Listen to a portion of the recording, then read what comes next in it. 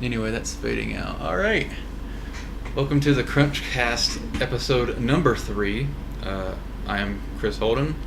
This is Brian McConnell. Today's episode, we're going to talk a little bit about breaking into the game industry, since that's something where we're both professional game developers. There's so many people that want to get into games, and we both have completely different stories, as he went through the route of higher learning education or college, specifically for animation, and I dropped out of college to make games. So basically a modding background. But anyway, what do you got to start with, Brian? Well, there's definitely some pros to going to college nowadays, and Especially now. yeah, but it seems like getting a college degree is, to me, it seems similar to getting a high school degree. Like, what would you say, 20 years ago, maybe? It seems that way. I don't know. Things are changing. Yeah, it's changing quick. When I was growing up, they said you always had to have college, but there wasn't really college for video games in the 1990s. Oh yeah, yeah. It kind of boomed, Now it seems like you can get a college degree for just about anything and everything. So, with my generation, I just turned 23, so I graduated in 2006 from high school, and that seems like the generation that goes to college. I guess like nowadays everyone, it seems like, is going to college, at least for something, just because they want to back up. They don't want to be working at some fast food restaurant or something. So, well, usually everybody wants to make the most money they can in this capitalistic economy. Yeah, exactly. But the real idea is just be your best and blah blah blah. Exactly. Do what you love is what I always say. But anyways, I went to the Art Institute of Colorado. I got a bachelor's degree in media arts and animation, and I graduated last June, and I've been working at Elphonic for over a year now. And they still loop your reel. Oh yeah. At one of those schools, right, or somewhere. They just Yep. loop it because it's pretty decent. Obviously, if you graduated and got a job, it's probably a pretty decent reel, right? Yeah. For those people out there that don't understand the entertainment industry, basically whatever it is that you want to do for a game or a movie or any sort of visual effects type thing, you have to make what is called a demo reel. Yeah. Or a portfolio demo reel. Yeah, digital portfolio is another common name. And so at our school, we had to make a demo reel, and then my last quarter, they introduced us having to make a 30-second animation. So I was the guinea pig class on having to make a 30-second animation that told a story along with a demo reel, and then we also had to make a flat art book. Some people chose to just do 2D and stuff, and then some people just wanted to do 3D, and I was the one that always like really wanted to try everything, and I wanted to get a good general knowledge of everything. So I'm a big fan of 2D, and I really love 3D. I love the way everything's going. So Yeah. Well, specializing is important to really getting somewhere first, but yeah, that's definitely been a benefit to you, because at work you can do pretty much whatever is assigned to you. yeah, I think I'm extremely lucky to have gotten into an independent game studio where there's not too many people, so I can branch off and do different things, because a lot of people complained about the Art Institute because it's very generalized. It's not very specific. So if there's any advice that I could give people out there, it would be to probably find your niche, find whatever it is that you really love to do, and focus on that and really practice that. Look up tutorials, get advice, that sort of thing. So, But yeah, it's worth it to understand. yeah, In general, just so you know what other people have to deal with. You're like, oh, why don't that guy just do it like this? You don't want to be that guy. You want to have at least a general understanding of the process. But you don't have to be good at it. Yeah, exactly. Good point too. Yeah, and one thing about the demo reel, like a lot of artists that just do like environments or static meshes and stuff like that, like you don't necessarily need a reel. But I'll tell you, these days, a demo reel, well, not necessarily just a demo reel, but video, which you could collaborate into a nice demo reel. Yeah. But if you're doing scenes today, like in UDK or now the Crisis 2 map editor came out today.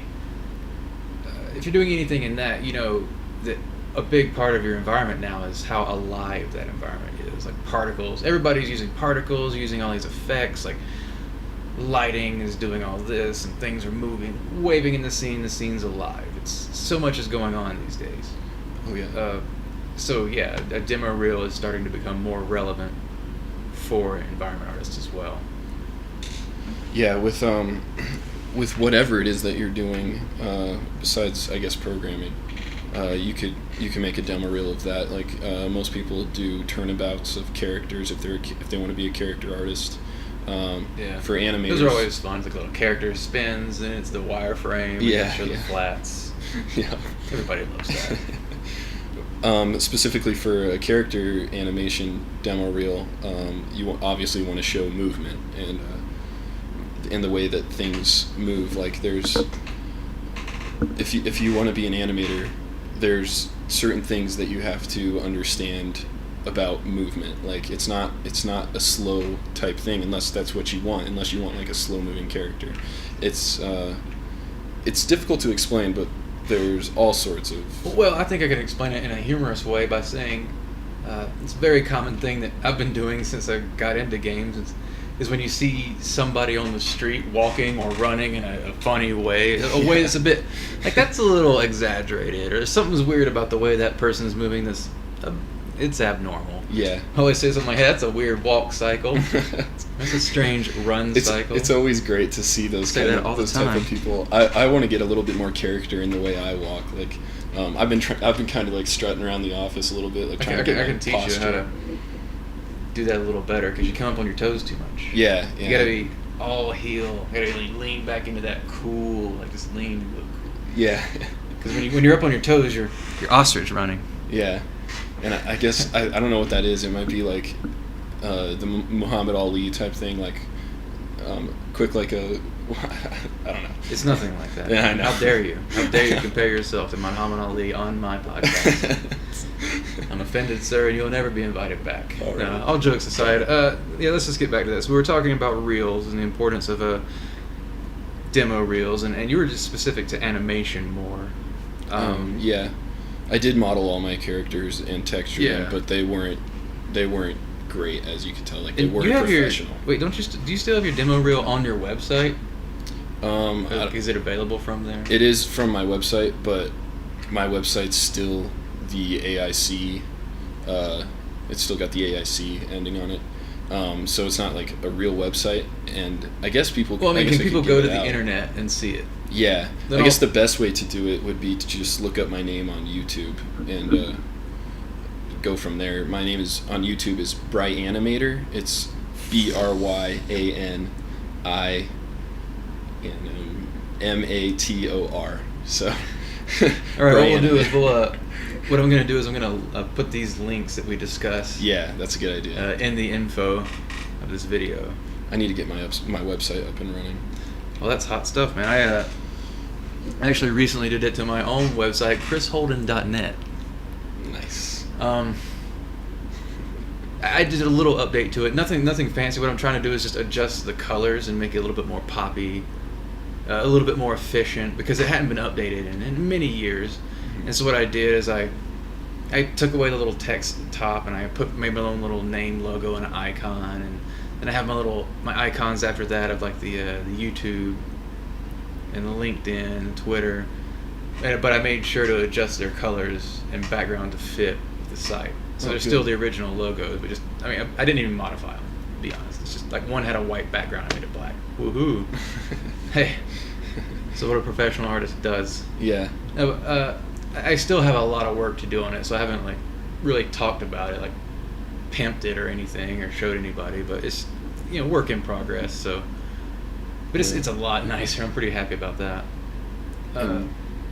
Do as I say and not as I do when I say get your stuff on a website and get it out there so people can quickly access it. Oh yeah, check it out. One of my buddies, John Jones. I might reference him quite a bit in this. We kind of came up in the industry together. I'll talk about my background here in a bit, but we share a common interest in everybody having good portfolios, because we've both been in that position of hiring people. And when you post that request on any website, it doesn't matter, you're going to have 100 emails in your inbox the next day. And whew, Yeah. let me just go off on a tangent on this really quick. And I've actually posted this exact information on sites before, like Polycount, in response to tips. But this is no joke. About 90% of them, the majority at least, if you post on the right sites, you'll get the right feedback. If you're on other sites, I don't want to name any as bad, but Yeah. some of them just have people go, "Ooh, a job opening," and they just start sending.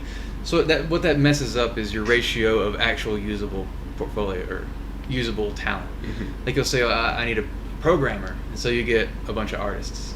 Yeah. But yeah, like I said, the first initial majority of these emails you have to go through are people that are applying for the wrong position. So you have to go through all these and be like, what is this site? I don't even know. Then you have to close it, get rid of it. And once you've filtered out all those people, what you end up with is another larger group of people who are applying for the right position and the right people, but they forgot to attach their portfolio, Oh, man. link their portfolio, anything like that. And it's like, well, look, there's 50 of you here, so you're out. So don't be that guy. Remember to check over your email a lot. Don't be hasty with your email. Make sure everything's good to go. CC it to yourself so you can see to make sure, whoop, I sent this right. Yeah. Whatever you got to do. But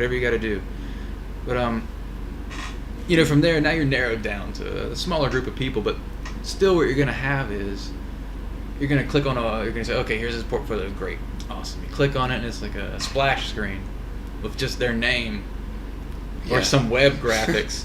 Like, look, if I'm looking for a 3D artist, somebody, this can be done well. Here's the exception to all rules, is if you're amazing.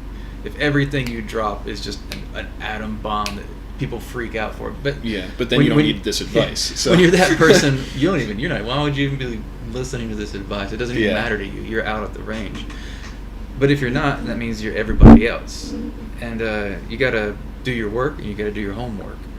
But like I said, a lot of these sites like Splash Page. Oh, great. That means I'd have to click on it. You go to the click on it and it's like, boom, a title or whatever. And they might have, the worst thing here is the home page, where it's just some text or nothing. Yeah. Where it's not your art, where it's not your content, where it's not what you are. So we're talking about like, oh, hello, my name is Derpa Dur. I'd like to do this, and I went to school here, and this is how old I am and stuff. Yeah. And it's always like, no one cares. That's what the interview process is for. You can put that stuff on your website, feel but don't free. make it your homepage. Your homepage should... There shouldn't even be a homepage. What it should be, your homepage should be, it shouldn't be a splash page. There should be, boom, gallery. If you're an artist, it should be like image, or just, big image, that's your main thing. And some people, they do it different ways, and I'm happy with all kinds of styles of site. If you're just like a site that I go there and it's like your name, email address, what you want to do, like environment artist, character artist, then it's just thumbnails, that's great. If you're one of those guys that's just like name, email, whatever, and it's just like full size image, boom, boom, like just all the way down, that's fine too. Mm-hmm. Some don't really like that as much because it's hard on bandwidth, but these days you're not an employer on a dial-up. You're on,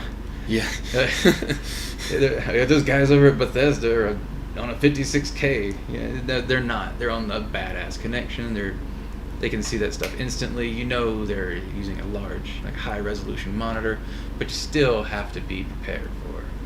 And if you have some like crazy flash graphics or something, it just takes forever to load. Let's just hate on Flash for a second here. Well, no, I wasn't just hating on Flash. No, we're gonna. Okay. Yeah, we could do that. Again, this is like the idea I said earlier. If you're dropping bombs every step you go, if you're the man or the woman, again, doesn't apply so much, but most Flash sites are horrible. They're some made-up navigation that makes no sense. Here's one of the biggest drawbacks to a Flash page is the images are often just embedded in the Flash. So what happens is you can't right-click and save as. If you can't, no matter how you're setting up your website, Flash or not, if the user can't save your portfolio images just by saying, "Ooh, I like this one," right-click save, then you're in trouble. Because what happens more often than not is when you get a few good portfolios, it's your job to say, "Oh, I got to find somebody." But if you're not the art director or the top of the heap, or even if you are, you need to let other people know about this person. You can't be like, "He's the man," and they're like, "Well, what about him?" You have to. But I would save folders of people. Like if someone sends me the portfolio for a job and they're good enough to at least get to the interview process, I save pretty much all their portfolio, and we put it in a folder called like potential whatever, you know what I mean? Yeah. Like something like that. Like here's some people that applied, whatever, a folder name, and then you put that on a network where all the other artists that would be involved in the process can also see this person. Mm-hmm. Now, if you can't save your images, you don't qualify. And no one's going to take the time to hit print screen and go into Photoshop and save all your images on, like I said, unless you're freaking retarded. Yeah. But if you're that good, you're not screwing people over with your website, because that's what you're doing. Yeah. If you make up some kind of website that's weird or different or cool, like you think, it's not standard for whatever reason, you're just ruining your opportunities, because we need instant images. We need to get those images. We need to save those. We need your information. Mm-hmm. We need to find out about you by accident. Yeah. As much as you can.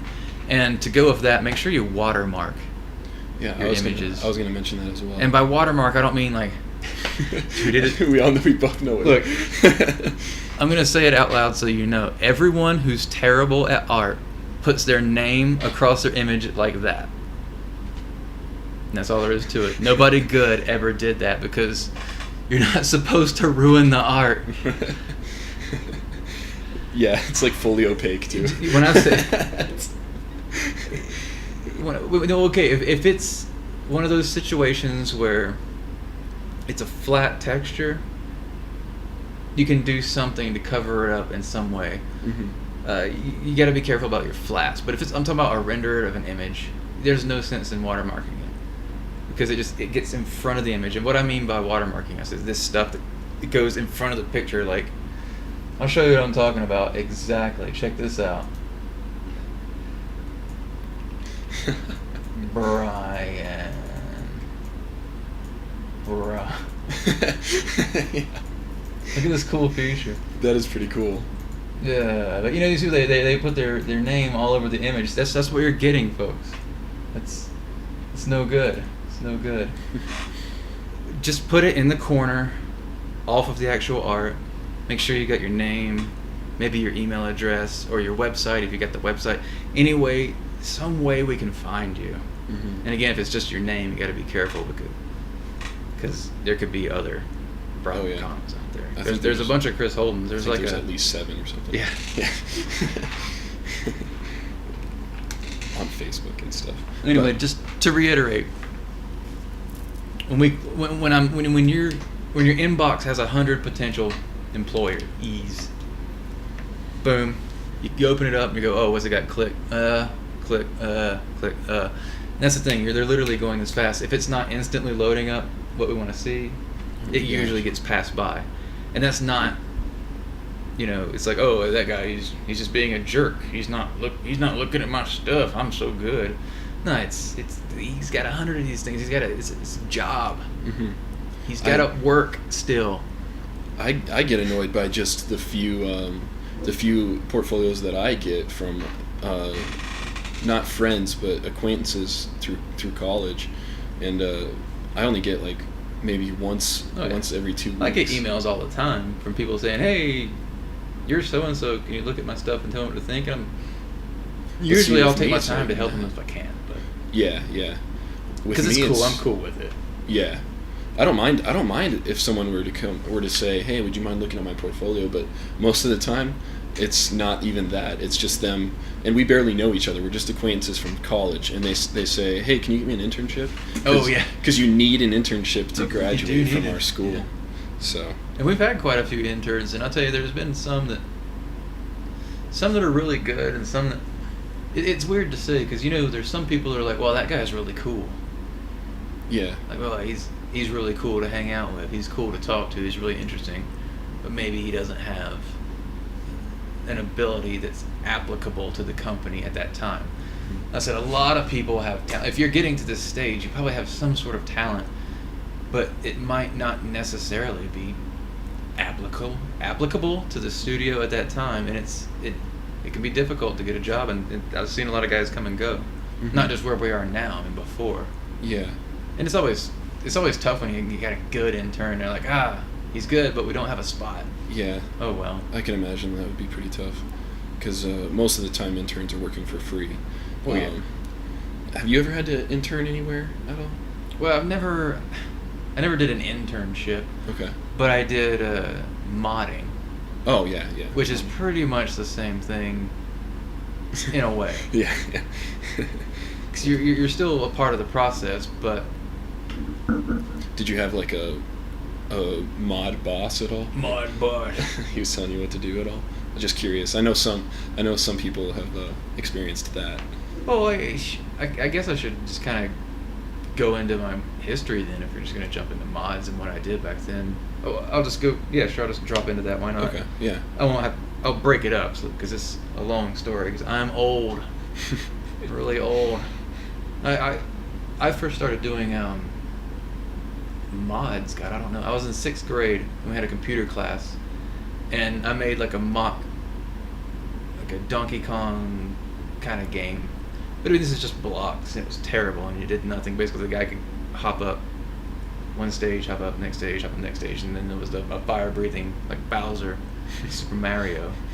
And that was what it was. And that was my first real experience. But I really got into modding with Doom, because Doom had all these editors and stuff, so I would make custom characters, like little sprites. Oh, nice. The easiest thing to make was a floating eye, because Yeah. it's a sphere, and you can just draw the eye. Yeah.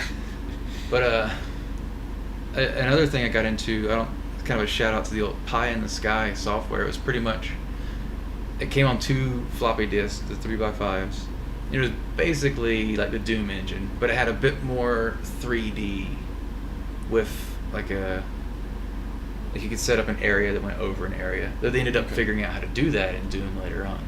But anyway, I made some game where this really tells a lot about who I am. You're about to learn a lot about who I am. I made a game where you busted into this bathroom and killed hippies. You like kick down the stall door and there'd be a hippie there. He had like a smiley face on his shirt, had long, raggedy hair, baggy clothes. In a bathroom. And he had a shotgun, and that was the whole game, was you wasting hippies. It was a first-person shooter. Hell yeah. This is like the first game I guess I made besides stuff that I did with Doom. Like I made a ton of levels and monsters of Doom, but that was the time when it was all bulletin boards and dial-up BBSs. So you could make a mod and you could put it out there, but this was just like, it just went to some guy's house down the street, pretty much, because you dial up. You didn't make a long distance call. Yeah. You found out somebody that ran a server out of their house, and you dial up and look at their files and go, "Ooh, I want that," and you're in DOS. So it didn't really pick up for me until Quake, and I started modding Quake and got into I made levels and mods like crazy, like making weapons and monsters and stuff. But what I was really popular with was skins, because you could make, there were so many Quake clans, like guilds of people, groups that would play Quake, or people that just wanted a custom character skin. So you could sell those, or just make them for fun. Was it using the same unwraps, the same character unwraps? Yeah, it was always the same character. It was basically like the guy was like him up front, like just standing, arms by his side and legs out, and like that, and it was the front, and then there was the back of him. Okay. And he had his gun on there too. And I think, no, maybe not the axe. The axe was on there. I can't remember. Either way, it was really simple textures. There was a palette, Not too much to work with, mind you.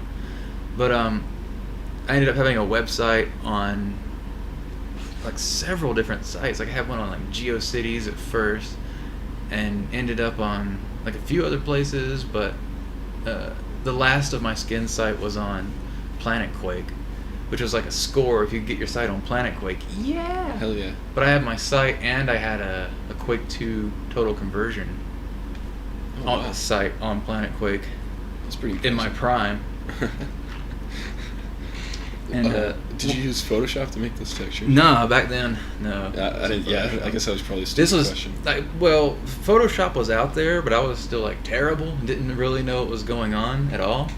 So, like, I started off with some kind of I think it was like it was a derivative of Deluxe Paint. Okay. In DOS. Okay. For painting things. Oh, But yeah, we've talked about that before. then got into Paint Shop Pro only because I didn't know about Photoshop. Mm-hmm.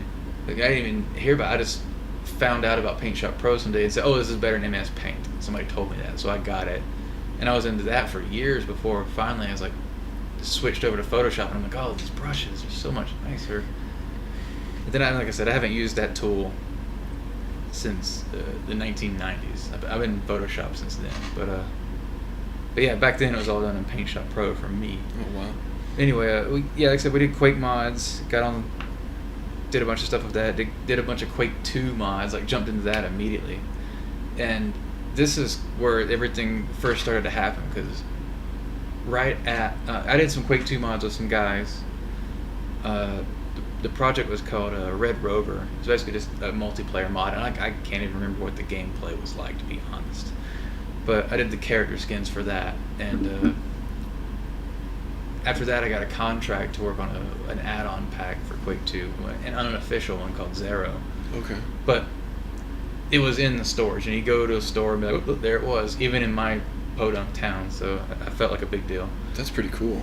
But right around that same time, id Software decided to do an internet add-on pack expansion where it was an official release by them, and it was basically all the top mods, and that one Red Rover mod that I worked on happened to get scooped into that. So in 1997 I was lucky enough to somehow get 2 games out.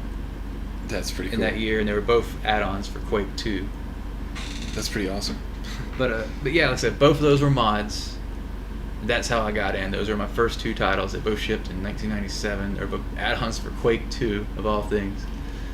But because that was like, man, if you were modding back then, it was all about Quake. Like, Quake was the place to be. I even remember playing Quake. I was like 6. No, I think I was a little older than that. I played it I played all those games, like playing Doom and then Duke Nukem and all the little FPSs between there. There's so many of them. I've got boxes full of these games somewhere. That's pretty good. I guess we could either go into my history or talk about internships again. But internships is part of my history, so. Didn't you do an internship? Yeah, you at our school you have to do an internship, and you have to work 90 hours at least. Did you do it at Alphonic, or did I just forget that was an internship? No, I did it with this small graphic design company in Greeley, Colorado, and I was lucky. Greeley. Like that's part of the reason why I got really good at Illustrator. Although I feel like I was pretty good at it before that, and that's what got me the internship. But yeah, so I got the internship in Greeley, and then a friend knew James, and we met and talked a little in college. And then James is our lead animator, and he recommended me for Ilphonic after you guys got back from GDC 2010. Oh, yeah, that was a good one. Yeah. So, but as far as internships are concerned, it seemed like everyone at our school took them. They believed that it would be easy to get an internship, and it is not easy to get an internship. No matter how big-headed you are or whatever, it's not easy to get an internship. I went to 3 different internship fairs. You actually went to an internship fair And Yes, I did. Sat in and interviewed some possible applicants for I an still have internship. my sticker Yeah. on my wallet. Oh, nice. You do. I notice you do save funny little things like that. I do. Anything that has my name on it, Yeah. saved. Like I wrote on a piece of paper, for example, I owe Chris $195 or something, or $95 or something. Oh yeah, and it got ripped to just say, "Oh, Chris." Yeah, it said, "Oh, Chris." I don't even remember how that happened. Somebody just did that, or you did that, or I whatever. don't think I did it. But it ended up taped to my desk. Yeah, I see it all the time. And I just left it there. And I also have my back when I worked at Jalico, they gave us for our little office or cubicle areas, we had a name tag. It was a really nice plate. This plate's about like this big. It's got that brushed metal and my name, Chris Holden, carved right into it. Looks great. So now I have it on my desk. Nice. I'm aggregating myself at work. I'm preaching to the choir here, folks. But you got to get your name out there. They'll never forget. Oh yeah, Chris. But as far as internships are concerned, I even remember one of my instructors saying, and this instructor was amazingly good at digital painting and all sorts of illustration work. I remember him clearly saying, and I can't quote him, but because this was a couple years ago, but he said, "You would be amazed how hard it is to get an internship. I mean, you're throwing yourself out there. You're really, really wanting to work for free for this specific company, and they just, for some reason, don't want you there. So don't take internships too lightly. Get out there if you need to do one, and they're good for resumes, and all sorts of. They're really good for experience, that's for sure, because even though you're going to a college, you're not gonna learn in college what you learn at a real job. You know, one thing about the experience, I just want to toss in real quick. At Elphonic, the game we're working on next is using the CryEngine 3, and this is like, if you know anything about games, this is like top of the line technology, no matter how you feel about it. Mm-hmm. Along with like stuff like Unreal, which we'll be using probably on Ghetto Golf. But any intern that was on that project can be like, yeah, here's the assets that I made, or this is what I did on this game that uses that technology. Like they have the access to this tech before anybody else. And I'm almost a bit let down that none of the interns ever built their own scenes. Yeah. Like we had some guys and they did some good stuff, and there'd be some guys that built assets, like they would LOD things for us, or they would make custom assets, or what, like little things, little props. Mm-hmm. But no one really took any initiative. They're like, here's the red carpet is rolled out in front of you. Yeah. Here's the tech. There it is. Here's a computer that has all that software on it that you need to make anything you want. Yeah. And nobody made their own scene. Well, anyone that has Macs on their computer, I think the same of them. I mean, I'm sad because I lost my Legos as a kid and I couldn't build anything anymore. But then I realized I have 3D Studio Max on my computer and I can model anything that it is that I want. And it's the same with Photoshop. If you like painting, you have a blank canvas. No, if you got a computer, there's so many. Yeah. It doesn't matter what you want to do. If you want to make sounds, there's programs. There's a lot of free stuff too. Because people are always worried about, I can't afford Photoshop. There's a program called GIMP that's free. Yeah. And it's pretty good. When my little brother was like, hey, I want to see what this is like. I want to try it out. I hooked him up with all those free programs. Like installed them all for him, showed him how it all worked, and I'd never used any of them before. They were easy to figure out. Yeah. But I mean, he went his own direction, and that's fine. But that he tried it out, that's what's important. He's got it. He has the knowledge. If he ever wants to go back, he took the initiative to at least give it a shot. Yeah. I mean, it's good to try everything out because it's making games isn't for everybody. Yeah. But you never know until you start you'd be like, oh, I want to make characters so bad, and start trying to make one and see if you still want to make it. If you're ready to deal with all the headaches that come with the technical aspects of making a working character, that all its joints work fine, it's very technical. It's a very technical process, and there's I have a lot of respect for anybody that can make a character that looks great in a game, and when it's interacting, in high school, I didn't know what Photoshop was. I grew up in a really small town. I grew up in a small town, so I didn't know what Photoshop was. You can't use that. The internet, Brian. Yeah.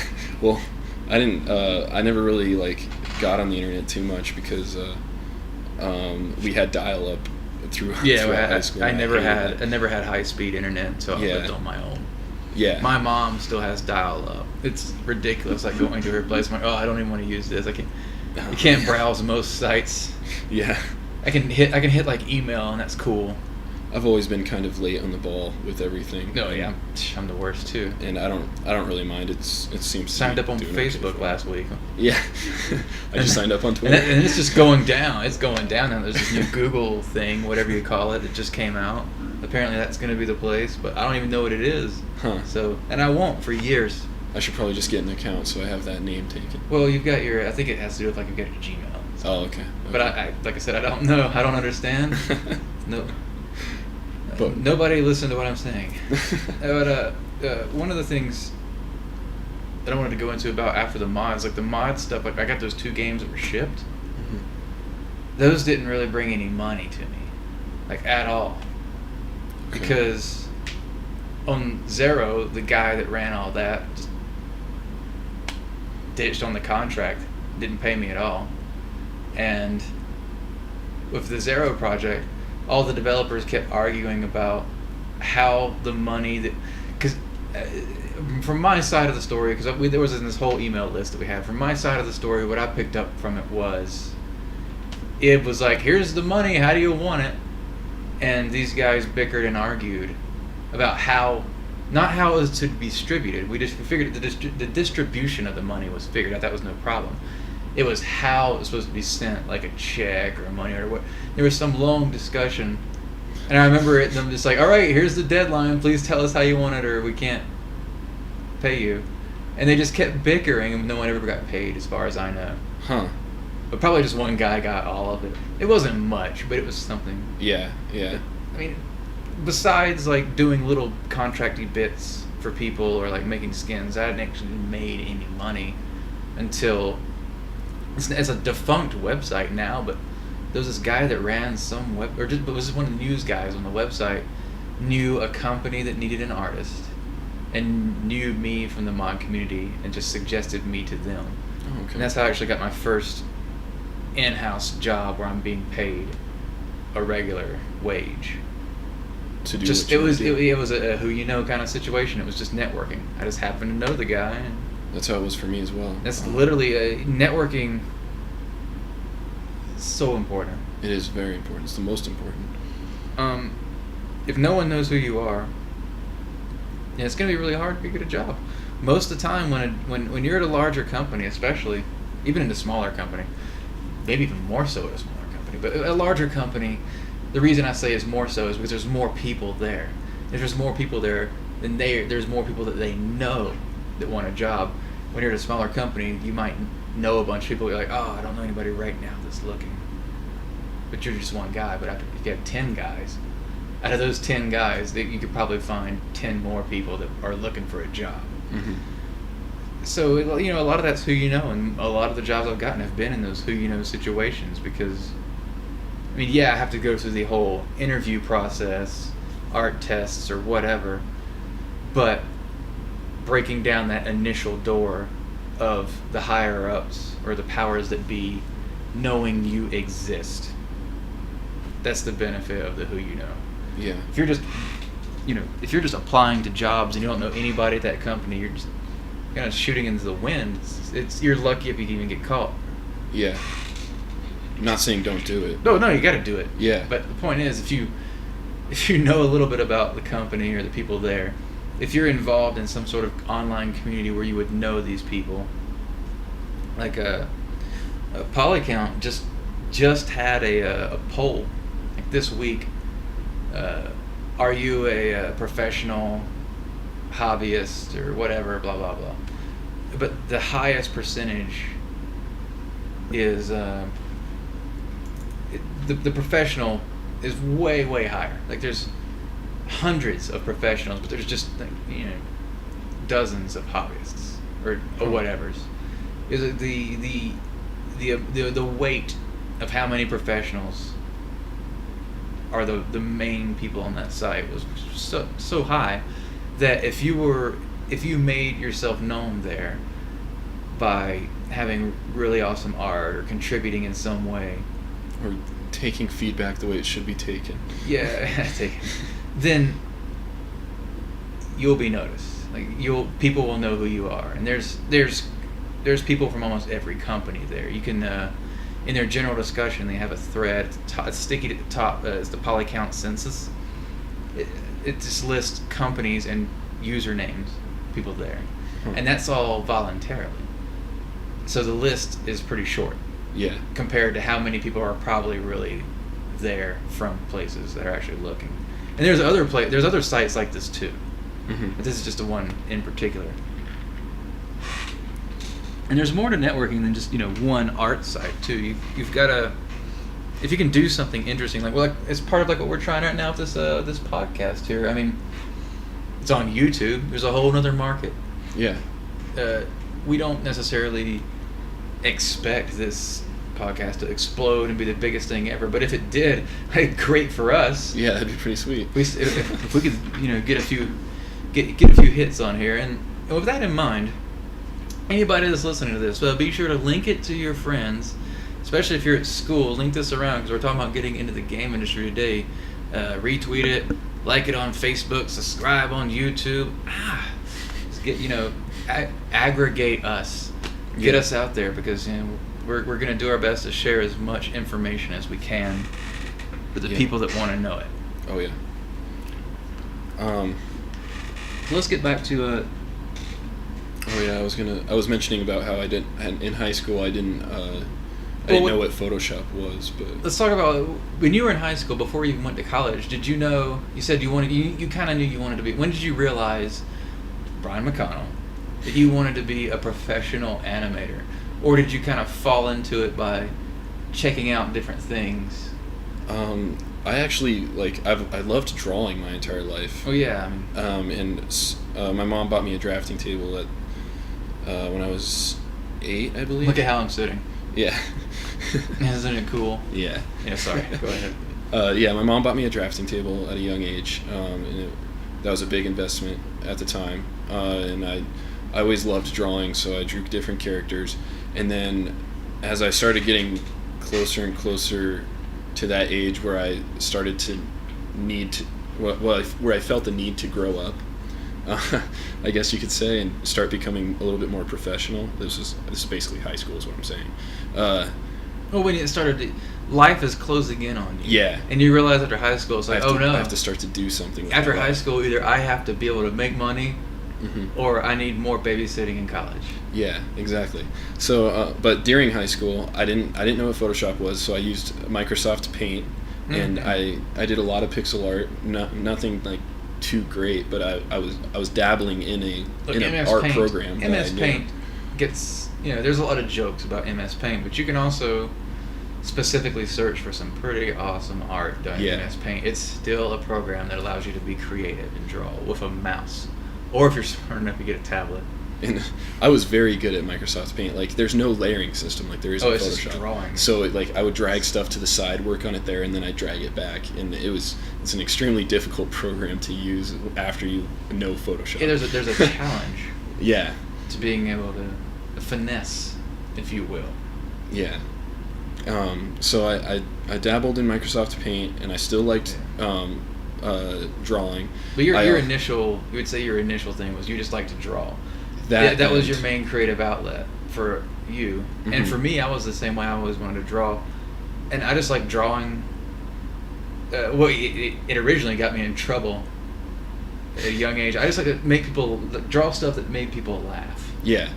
Like, when I was in 5th grade, I drew a scene of fellatio and just passed it around at school and got in pretty big trouble for that. Nice. It's totally worth it though. Yeah, and like in junior high, if I did this today, I would have gotten in trouble. It seems like, based on the news. But like in junior high, we're doing Christmas cards, so I drew a picture of Santa Claus holding a smoking shotgun over a dead body and thumbing through the wallet. He killed the person and then mugged them and was looking at the money, and he was saying, and I am pretty sure he had a cigar and he was saying Merry Christmas. But I meant it like he was saying it sarcastically, like Merry Christmas. This wasn't the real. We're not talking about Saint Nick. We're talking about a hobo dressed up as Saint Nick. This was Santa Claus, just to be safe with No, this was Santa Claus, man.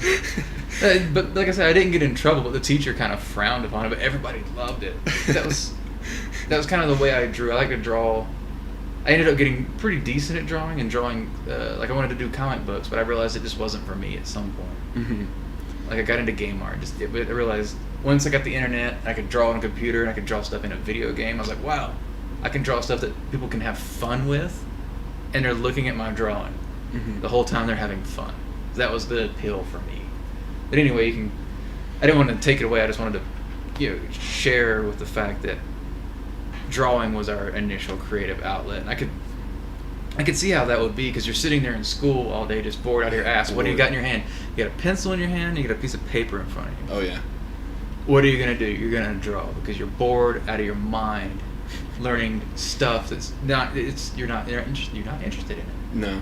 And that's because of the whole right brain thing, I feel. But anyways, yeah, I used to do all sorts of doodles in high school, and one thing that kind of led me on the track of being an animator is in every corner of books I would draw like flip Oh, you do the flip stuff. I do little That's flip always books. fun. I tried to do this. Is really hard. Yeah, it's really hard, but I got time. pretty decent at it, and like I would flip through, and it'd be like It's always stick definitely figures. a byproduct of sitting in school. Yeah, it has to be stick figures because there's not a big enough space to put any detail into it. But like drawing stick figures getting murdered is great. Oh yeah, so easy. all sorts of different murders with stick figures in my corners. But I was just thinking something.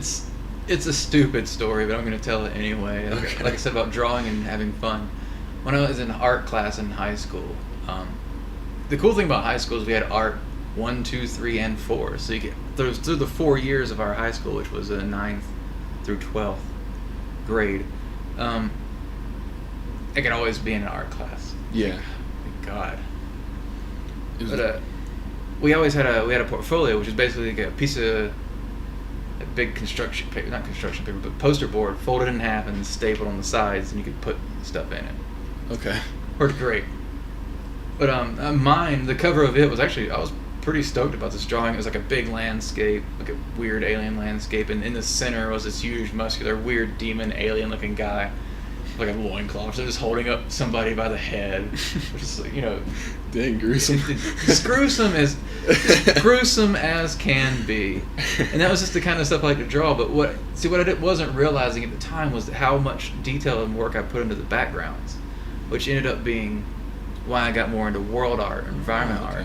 Like I didn't recognize that at the time. Yeah. I just like drawing. I didn't understand the focus of where I really wanted to go, but. Because we had all our work on these portfolios, you could see other people's portfolios. You could go in there and just kind of dig through them and look at them. That's pretty cool. And most of the time we didn't really care, but there was this one guy that also, he wanted to draw comic books really well, but he had I don't want to say he was bad because we're teenagers. Yeah. Like I was probably bad too. But he did a whole comic of like a bounty hunter guy capturing some dude and whatever. But he did it like the like I said, I was into drawing people getting just murdered and massacred and stuff. Because I was into like comics like Lobo and like the dark shit like Dark Horse and stuff like that. So he drew this guy who was all like he drew a totally PG comic purposefully during high school. Oh man. So it was like this guy who was like, I won't kill you, blah blah blah this. And so I totally redrew his comic. Like not like stealing it and looking at it. I just drew it my own style. I actually drew it humorously, like bad. Yeah. Kind of on purpose. But at the end, I had to do just straight murder the guy. At the end, like really horrible. parts going everywhere, and I put it in his portfolio to read or something. Oh, nice. So. And he put all these stupid comments on it. Sent it back like we had a rivalry, but you know, here I am today. Oh yeah. It was just stupid high school shit. That's pretty funny. Just being a goober. It's kind of funny. I never enjoyed art classes. I always felt like I just played D&D the whole time. We got away with it because we're drawing maps and characters. Well, I'm drawing. He's like, well, he's right. You are drawing, and you're drawing better than most of everybody else in here. So keep up the good work. My senior year of high school, I finally asked my art teacher if I could just sit and draw. Like, I kept telling her that that's all I wanted to do. It seemed like all year long we would just make clay pots or do stupid things. Do things that aren't stupid, but just you're doing a want variety of things that aren't really applicable. Yeah. To someone of your age, because like old art classes, like, well, you got to do this and that. These fundamental things that aren't really applicable to a kid today, who's into whatever kids are into, because the teacher doesn't know about it, the curriculum doesn't know about it. It's not being upgraded. That book was from 1954. Yeah. You get your Cold War era science and history books.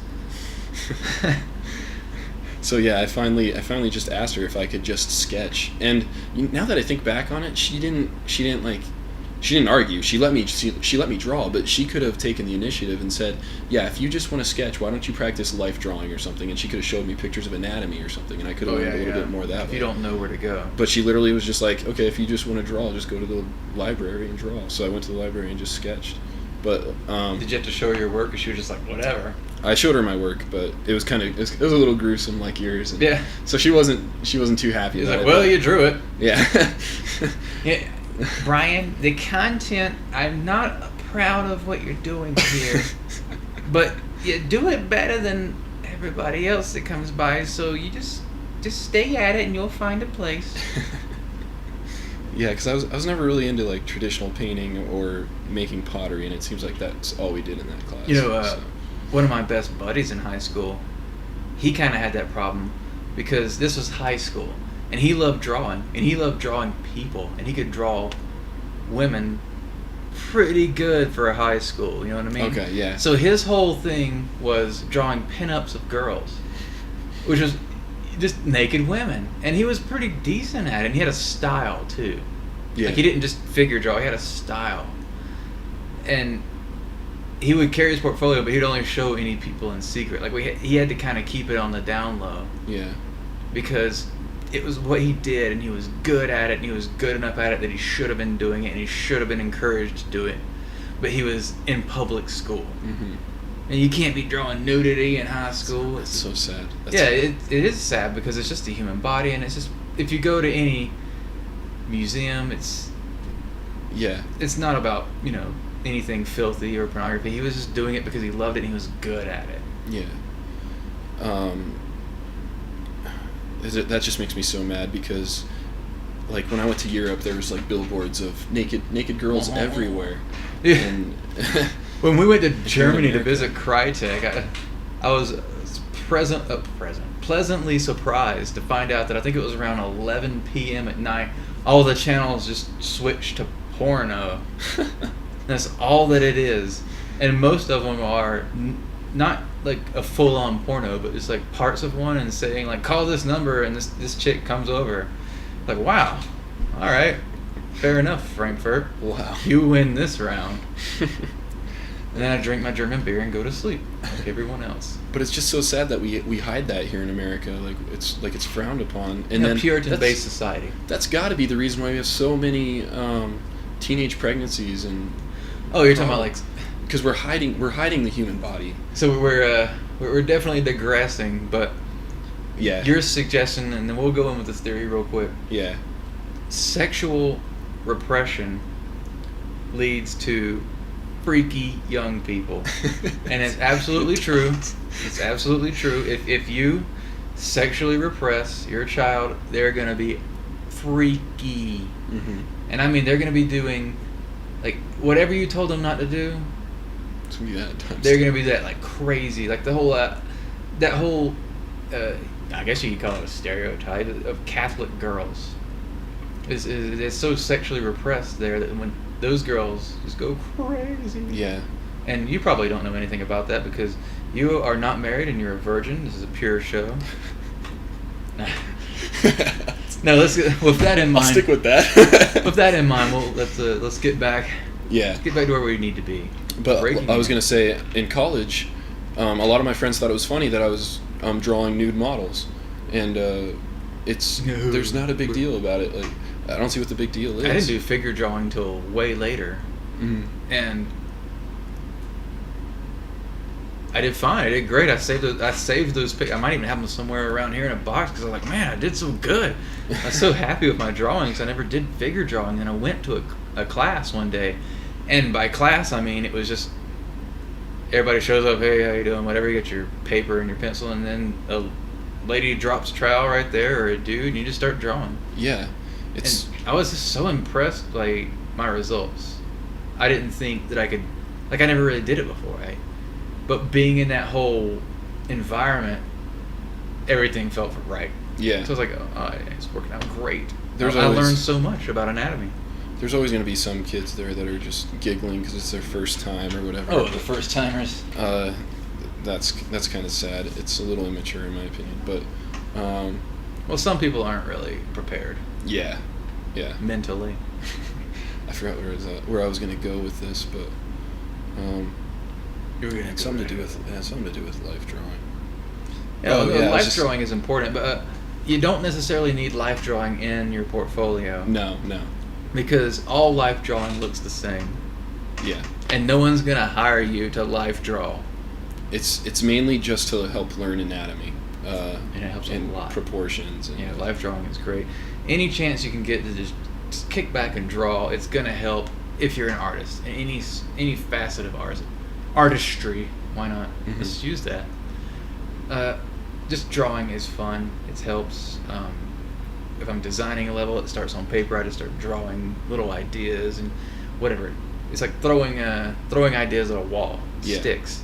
It's useful to have whiteboards that people can just draw on, have a good time, be goofy. The idea is just the creative outlet is huge for your expression. It allows your muse to come out.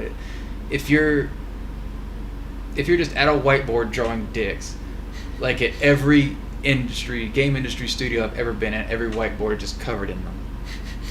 Every one of them. That's what they're for. Yeah. But if you're just doing that, it's still a creative outlet. Yeah. Whether your job is drawing or not, that allows you to express yourself with a penis. But no, it allows you to just get something out. It's like it's stress relief in a way. What I was going to say about life drawing is there is only this will be the last time we talk about life drawing, we promise. But there is only one time every podcast from here on out is going to be about life drawing. No, go ahead. There was only one case where I was slightly I don't know what the correct term to use is. It's not disturbed, but I was maybe we'll bothered. come up with it. But yeah, well, that's a good idea. But there was one time during life drawing class where the model was so beautiful. Oh. Yeah, she was so beautiful that I actually started to get a little. Hey, you're a little lustful. Yeah, exactly. That's the only time I've ever had a problem with life drawing, and that's not a bad problem, in my opinion. I could see that as being a problem. You're just there, you're just sitting there like.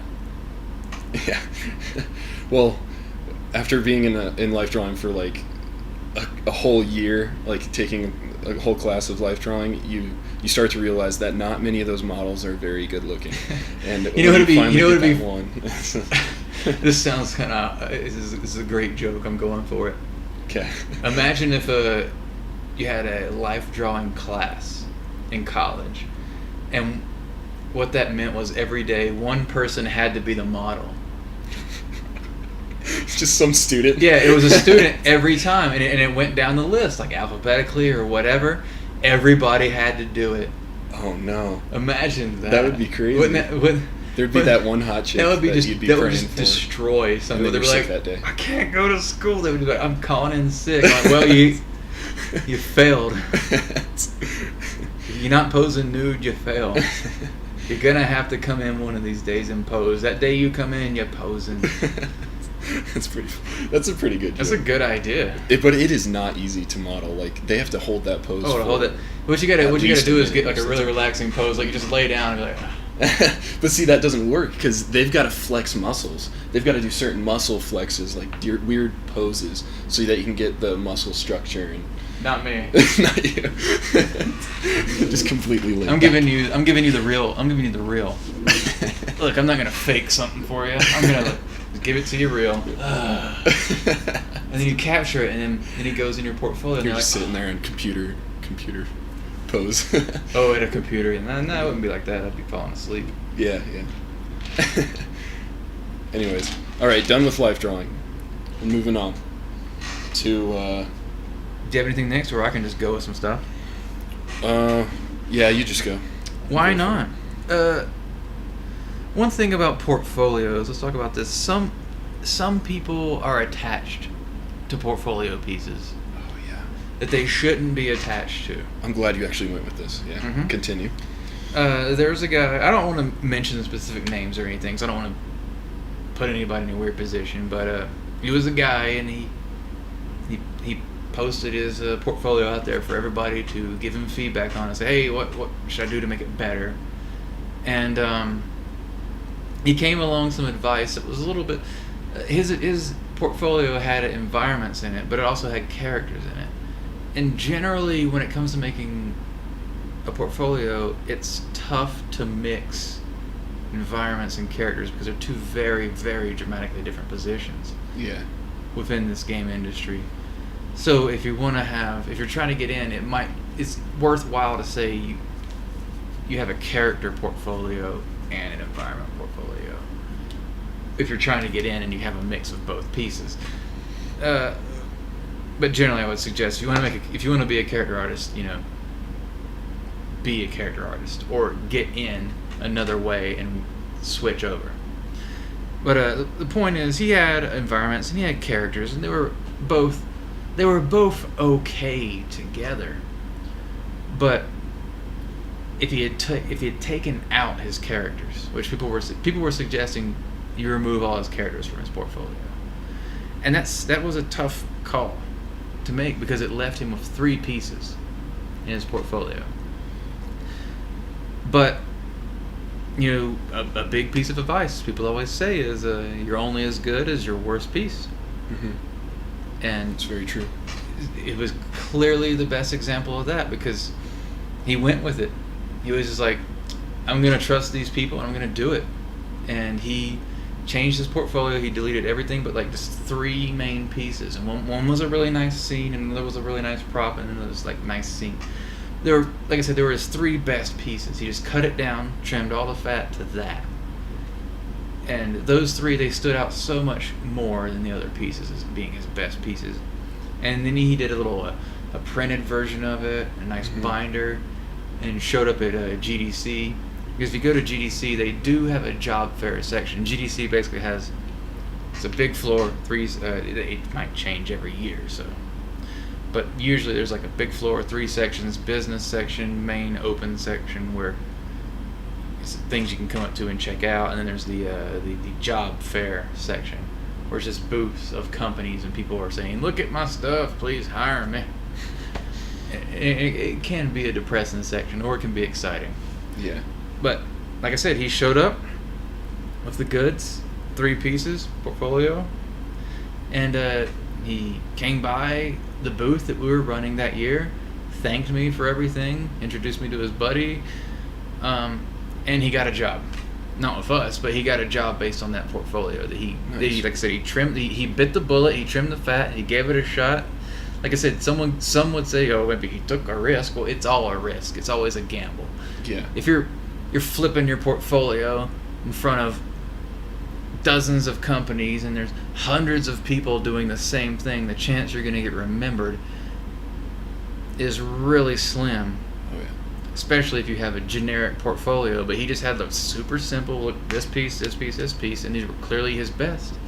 They remembered him, and he got a job really quick. It worked out great for him. He was an immediate success story. And I have plenty of other stories that are the exact same thing, of guys who went the exact same route. They're like, look, what do I do? And you tell them it's harsh, and either they say, no, I'm not doing that, and it takes them a lot longer. Yep. Like I said, I've been around a long time, and I've seen these guys. It's always the same story.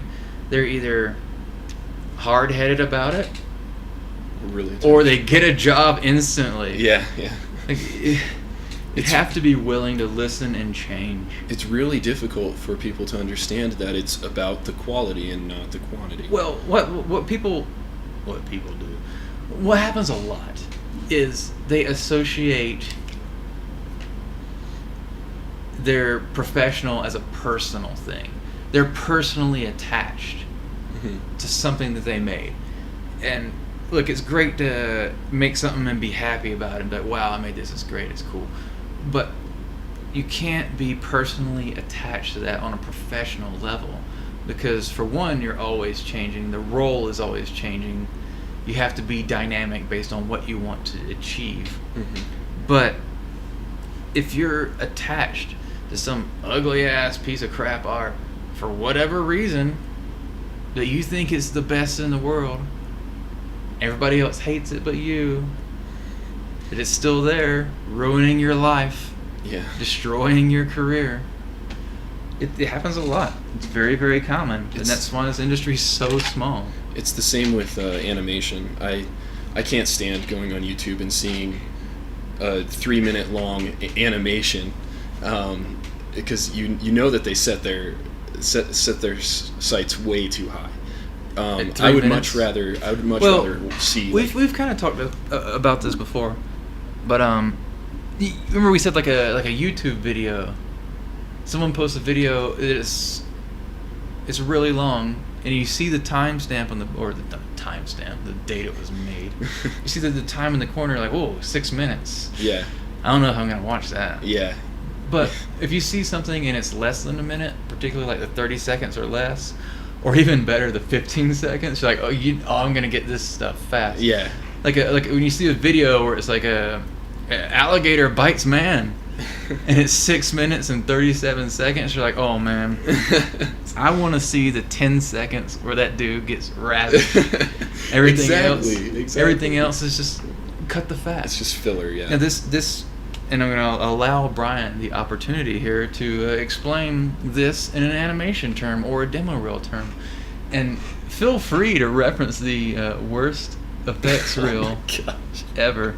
If you go to break.com today, it's like right up there. They called it up front the best visual effects reel ever or something. And it's super you can't miss long. it. The guy he plays full length before 12 minutes, like a 12-minute demo reel. It's so hilarious. But anyway, go ahead and Brian and spread the wisdom. Okay. Well, it all starts with my 2D animation instructor from college. He would demand ridiculous a ridiculous number of seconds of animation per week. We were on a weekly basis. We would only go to class once a week, but it was a 4-hour class. So he would say, okay, give me 10 seconds of animation by next week. And if you don't understand how animation works, you have to literally draw 2D animation. This is strictly 2D animation. You have to literally draw frame by frame the character or whatever it is that you're doing moving. And there's 30 seconds per frame on a 3D level, but in 2D there's 24 frames per second usually. But the higher the frame rate, the smoother the animation. Anyways, that's a lot of drawings to do, and when you set sights of, let's say, 10 seconds in a week on top of your number of other classes that you're taking and you have homework for, that's a lot of animation. The point is, he would always assign these crazy assignments and no one would get them done, or the people that did get them done had very crappy animations. They looked horrible. So my point is, don't go for quantity, go for quality. I would much rather see an awesome 3-second animation that took you a week than a minute-long animation that took you a week and was just really crappily done. So don't just crap out your work. And on this best visual effects reel ever or whatever on break.com, this guy had a 12-minute long demo reel, and a majority of that was literally just footage. It was ridiculous. It was just before footage, before some spaceship came shooting out of the ground, or I'm not gonna spoil too much for you, but there's a T-Rex, a 3D T-Rex that was not very well done, comes into the scene, and it's just so ridiculous. You can't even explain it. Look, what this guy does is he takes pictures and like overlays either a meteor coming down, or lightning striking, or some explosion happening. Either the explosion just happens, or lightning strikes the ground, and an explosion happens, or a meteor comes down, and an explosion happens, and then either a UFO or a dinosaur comes out of it. Yeah. in a very poorly done fashion. Yeah. I mean, I hate to make fun of the guy, but I don't. I still haven't figured out. I watched the whole 12 minutes. It's not. You're not making fun of him. He's already been. Okay. He's already gone viral. Okay. Good. Because for these reasons. I couldn't tell if it was a joke. I honestly thought the whole time this kid was joking. But then again, you look at it on the other hand, and he probably was serious. He thought he was doing some good visual effects. But I can do some good visual effects. Check this out. Yeah. Now you have a dinosaur on your T-shirt. Yes. T-shirt dinosaur. Sorry about that. But yeah, don't set your sights too high, and you don't need to tell a story. If you're gonna do just a simple animation, you don't need to tell a story. Just do some awesome movement. Sorry, go on. I'm just gonna jump real quick into the actual application process. Okay. We kind of discussed it a little bit before with the networking and whatnot, and when we said about apply everywhere, but the process behind applying, once you have this portfolio that's in place, everything's great. And wait a minute, Google your portfolio repels jobs. This is basically the #1 game art portfolio article out there, written way back, and what we need to do is update it.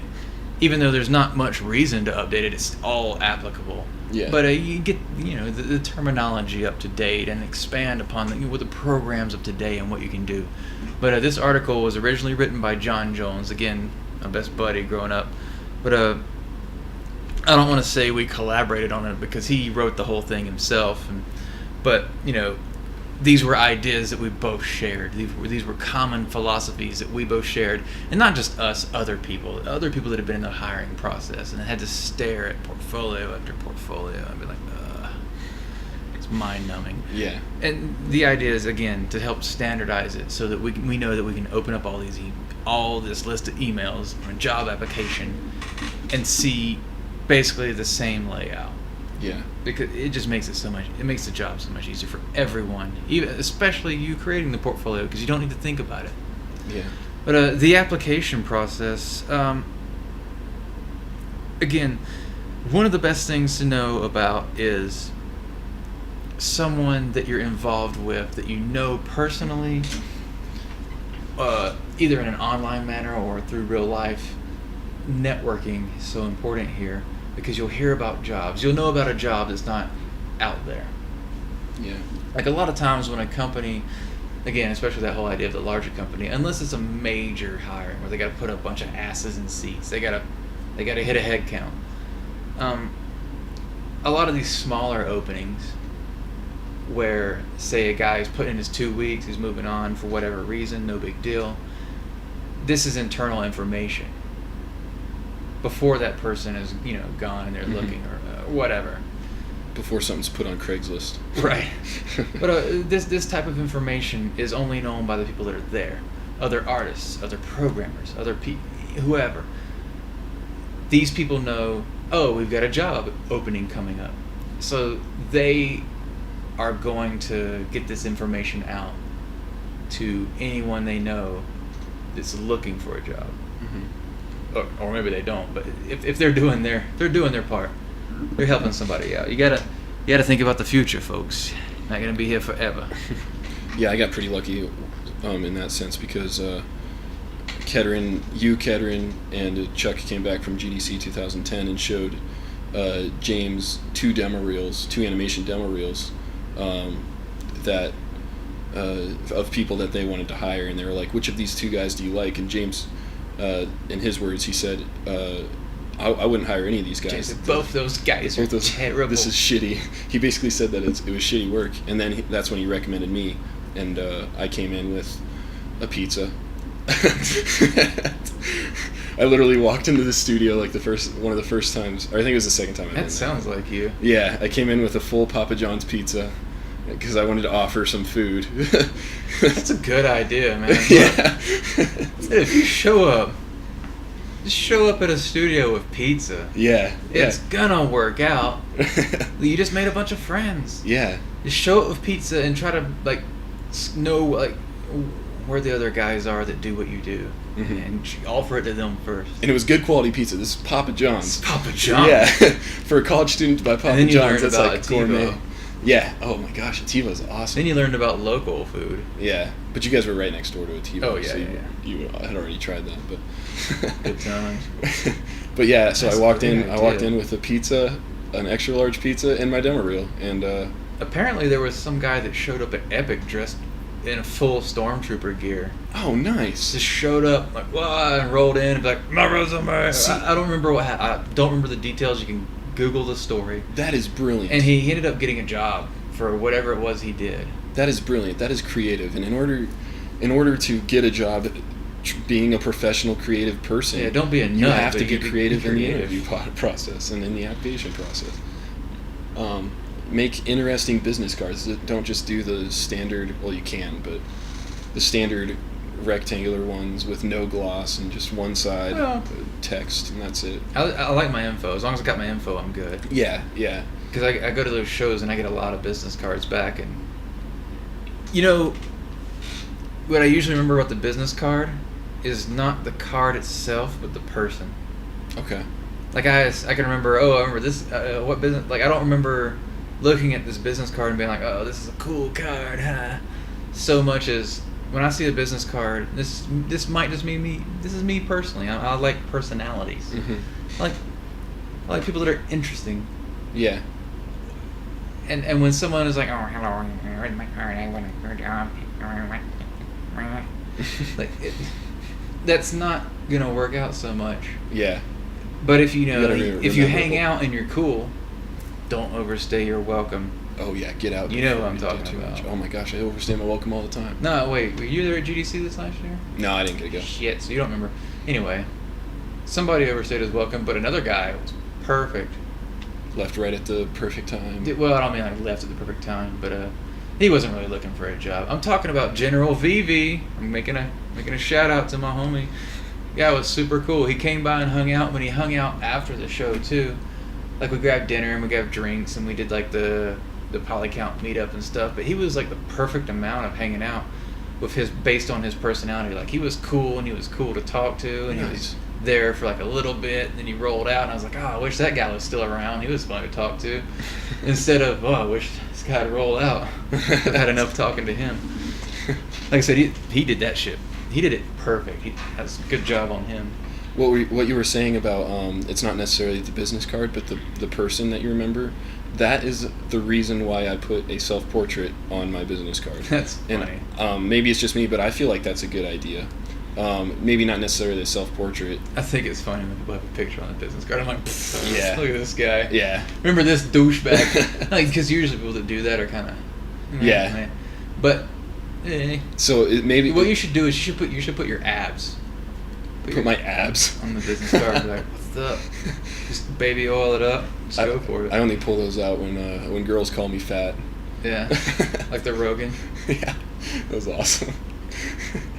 Yeah, you can YouTube up something about a heckler chick calls Joe Rogan fat. Yeah, something like that, and she's like making fun of him for being fat, and he raises up his shirt and he's just cut. Yeah. Abs. Oh yeah. What a cool call out. What a good comeback. Yeah.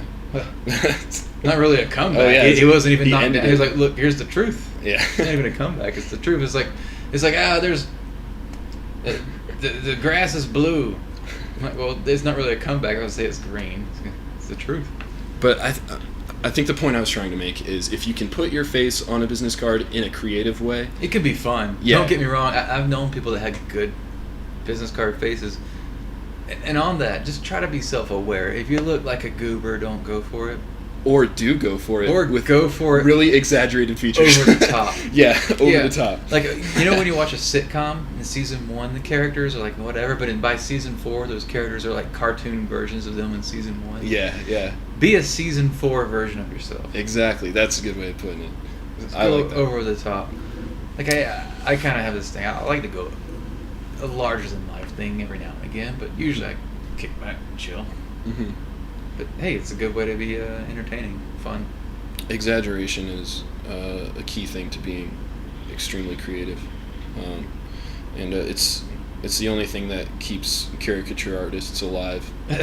Because otherwise they just that's their keep whole business. Yeah, they just keep getting hounded by people. Hey, one thing about exaggeration, and it's not exaggeration, but in reference to content that you should have in your portfolio,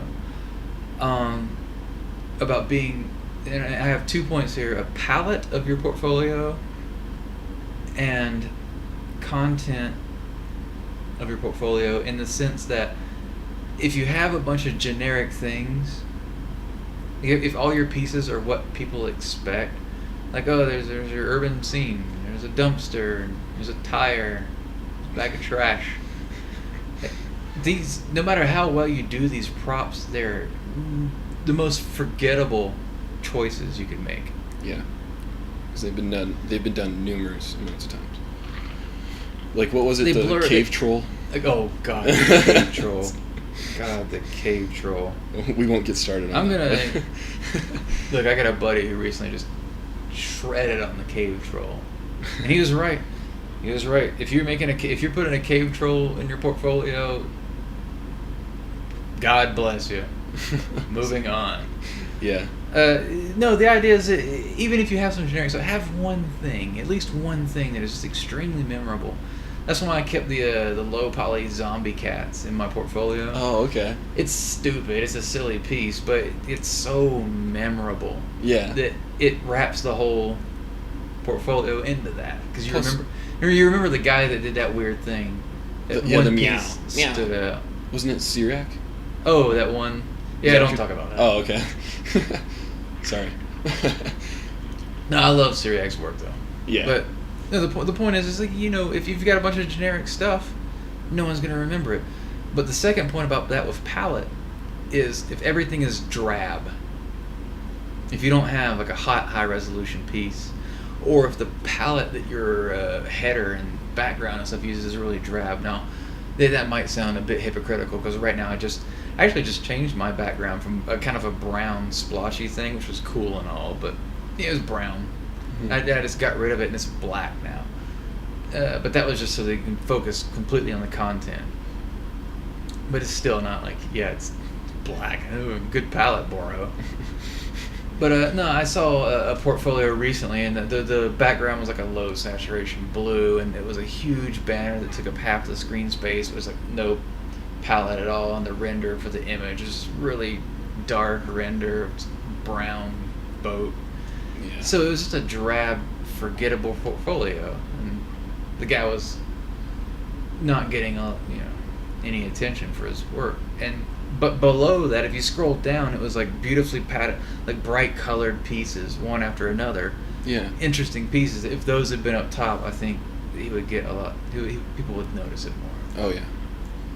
Yep. Contrast is a very important thing, and if your piece is very desaturated and dark, that's how the person's going to feel when they're looking at it. Yeah. So. Well, there's a line. There's style per project, and then there's wanting to stand out. Yeah. You got to mix it up. If say you've only worked on one game and that style of that game was very dark and dirty or whatever, hey, contrast that with something crazy. Yeah. Like something out of WoW. Yeah. Something ridiculous.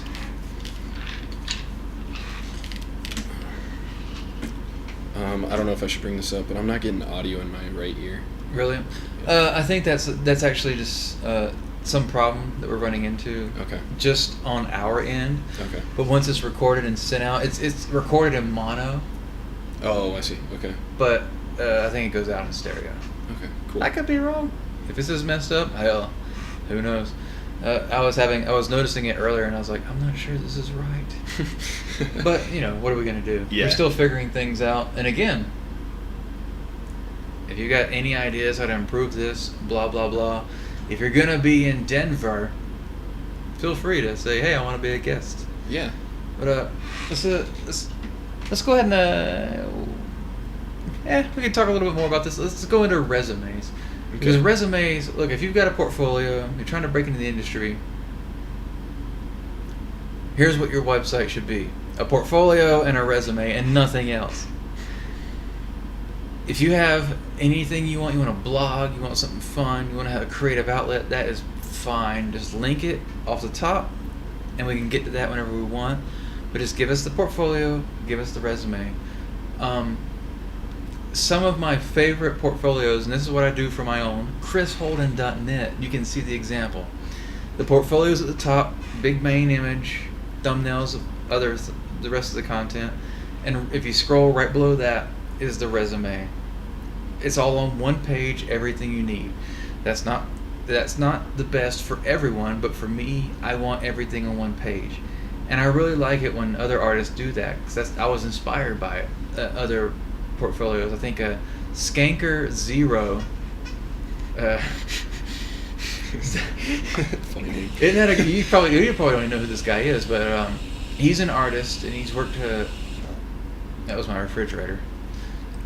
He worked on like a lot of the projects for Terminal Reality, like all the Aeon Flux titles and stuff. Oh, like okay. That. He is he's pretty freaking good. Okay. Character artist. He's known for his. Well, I say he's known for because if you go to his website, it's actually. I should check to be sure, but last I remember, his website was just known for his hot chicks. Oh, okay. Skanker Zero. Oh yeah, his website hasn't changed a bit. He hasn't updated this in a while, but see, look. Okay, Skanker Zero, SkankerZero.com. Skanker Zero. His name is Jesse Soda. Anyway, you see over here on the right side, it's just a naked chick. Yeah. You can totally see he modeled in all her nipples and her vajayjay. But what's really unique about his portfolio is he's got his name, he's got his portfolio, his about, his contacts and links.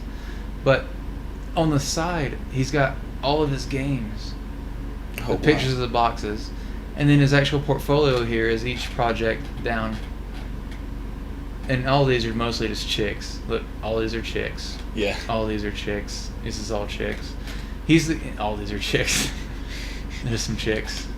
Well, chicks are the That's his specialty. Characters. That's his specialty. And look, if you're a character artist and you can make the female anatomy look beautiful and not like a monster, then you're amazing. And he's one of those people that can do that. Yeah. But what I like about his portfolio is how it's just like, look, here's everything you need to know about me. Here's all my content, all his art, and then as you scroll down, here's pretty much his portfolio, his information. It inspired me to put everything on one page. Yeah. But he hasn't updated this site in quite a long time because the last update is referencing a project he did in 2005. The site still holds up. Now he can clean this up because it's a little thin. But yeah. But anyway, it was one of my favorite sites and a major inspiration to me.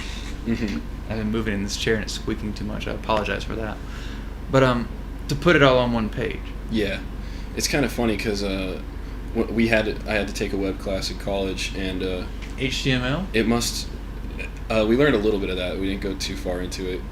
I wish, but no, they pretty much stuck to the web standards, I guess. Like if you were to make a real a website for a company, they tell you to try to keep from scrolling. Like, you don't want to scroll at all. Yeah, you don't want to scroll much. Yeah. Scrolling is...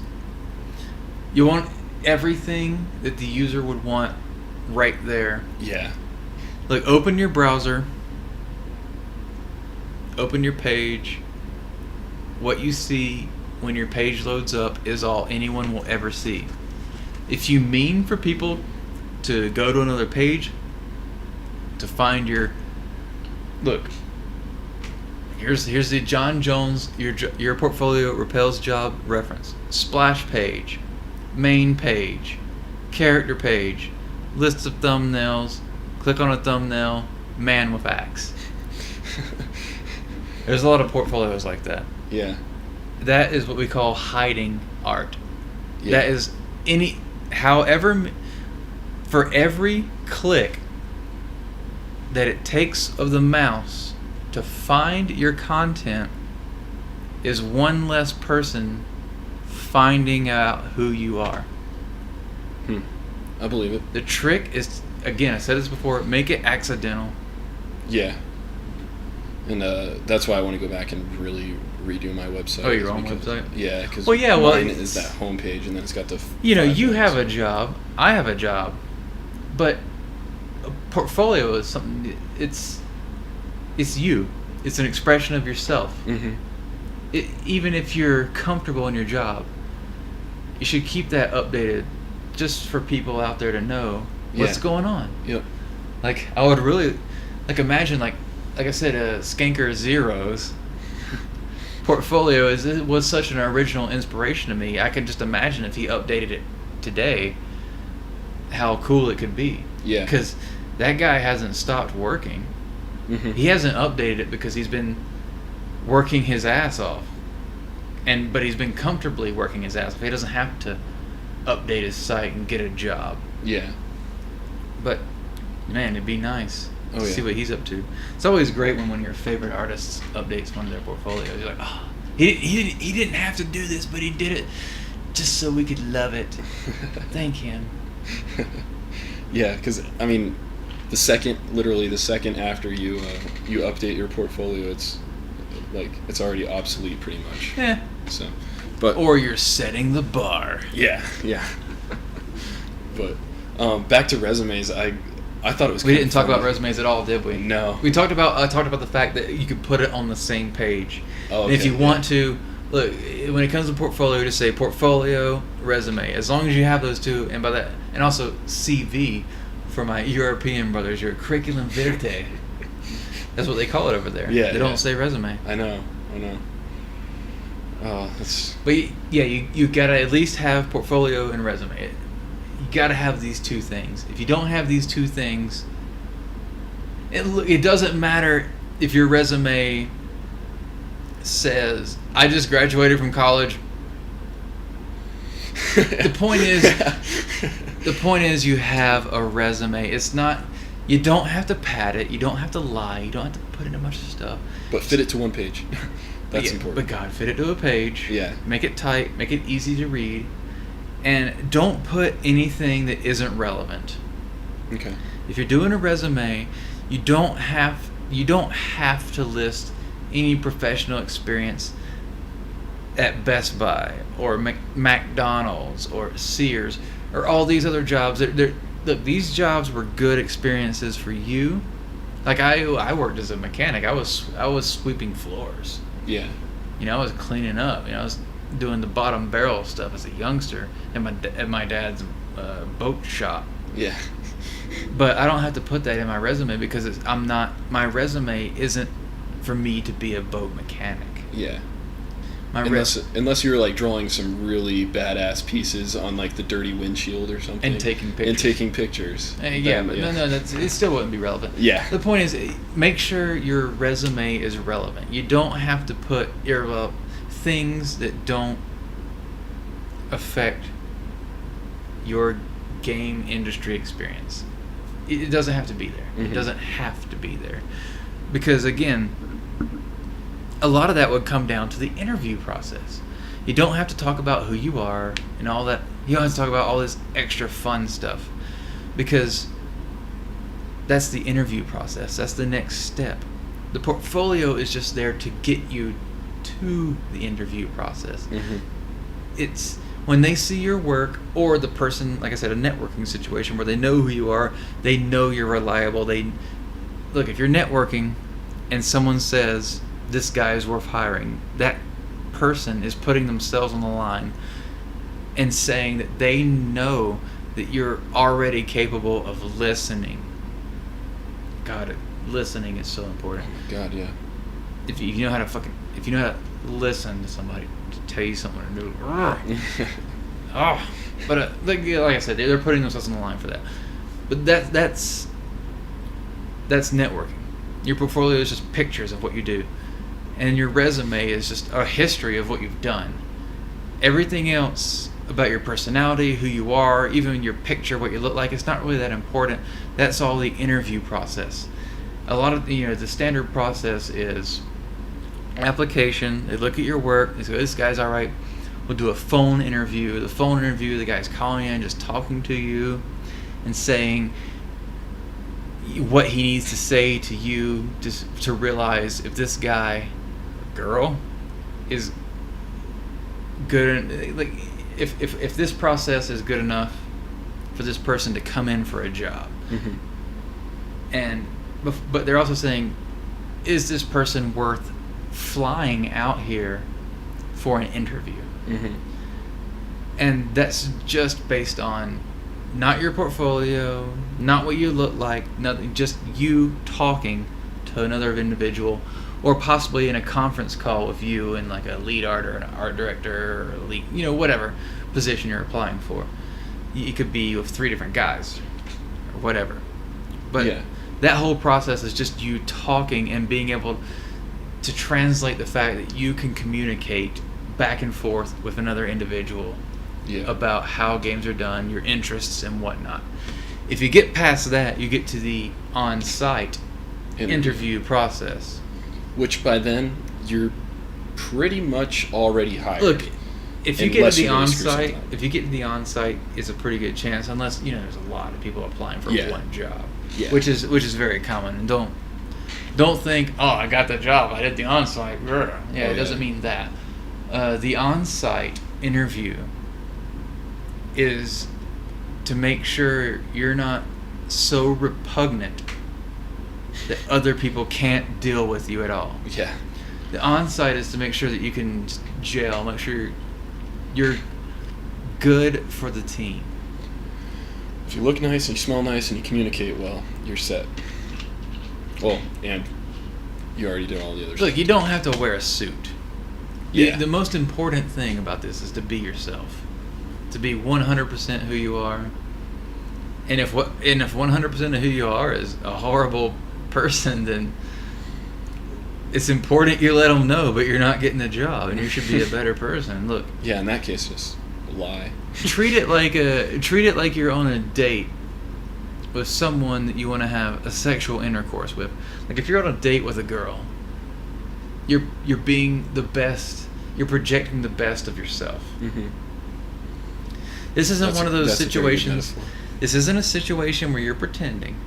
This isn't a situation where you're lying. This is a situation where you're projecting what you believe is the best in yourself. Mm-hmm. You're hiding all of your own. Well, it's not that you're hiding. You're not hiding. You're projecting the best. Yeah. What you're doing is you're showing what you want to be. When you're projecting your best, you're giving everyone on the outside, everyone that's viewing you, what you want of yourself the most. When you're hiding something, it's something you don't like about yourself, something you want to get rid of, possibly, or it's just really kinky, huh? No, well, but you don't want to state all your weaknesses. Yeah, you got to be careful about that. But the point is, when you're projecting the best, this is who you want to be. That's who you're striving to be as a human being, and that's who you should be all the time. Mm-hmm. It's difficult. It's difficult to be that person all the time. But hey, that's the struggle of mankind. Yeah, there's always ups and downs. But yeah, just project the best of who you're supposed to be and try to be that person. Always try to be that person. When you're on the interview, just dress like you'd regularly dress. Maybe class it up with your polo shirt that you have in your closet that stinks. Wash it first. But That's what's great about the creative industry. Shower, be clean, be nice. Yeah. Be positive. Don't throw anyone under the bus ever. Don't speak negatively of an old job or a previous experience. Oh, my boss. Yeah. Anyway, well, why are you leaving your old boss? My old boss. This guy was a jerk. I couldn't put up with this guy. I'm trying to get out of there. These are the worst things you can say. Oh, yeah. The worst things you can say is talk about all the problems you had with your boss. That might actually be the situation. I've been to those situations where people are politically in a company going after you to get rid of you, and it happens. But you can't talk about that in an interview. Yeah, that's not going to work out at all. Well, I think that pretty much wraps a good general idea of it. Yeah, it's a good consensus. And again, I want to get John Jones on the show. Not the MMA fighter, but the outsourcing manager. Previously character artist in the game industry. Good guy. Lives in Texas right now.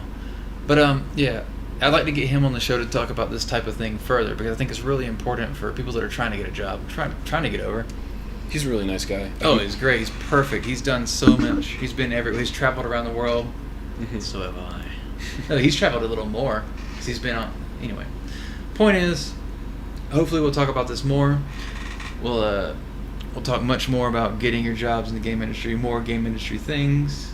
But for now, that's gonna be it. So this has been the CrunchCast, episode number 3. Remember, follow us on Twitter. You can follow me at Chris Holden Dev. You can follow Brian at Brian_McConnell. Be sure to check that spelling, because that is Brian with a Y, and he has a whole lot of consonants in his last name. It's like McConnell. Yeah. Wow, that's a lot of consonants. I love it. There's something you can do. You could probably shorten that. I should probably shorten it. No, it's fine. I was trying to go for Brian. If you want to talk about shortening it, I should shorten my YouTube name, because it is ridiculous. Subscribe on YouTube. My channel at Dr. Squatson Milk. I'm not gonna spell that at the top. Oh snap! Hey, like us on Facebook. We're both on there. Feel free to contact us. Say whatever you want. If you're gonna, like I said, if you're gonna be in the local area and you're interesting, join us on the podcast. We'll do it. Oh yeah, make it happen. That'd be fun. And now what I'm going to do is I'm going to play the outro, and we're going to do that little fake outro thing where we take off our headphones and be like, blah, blah, blah, yakety schmackety, but you can't hear it because we're in the outro. So we'll see you next time, ladies and gentlemen. Thank you for listening. There's the music right there. Oh, yeah.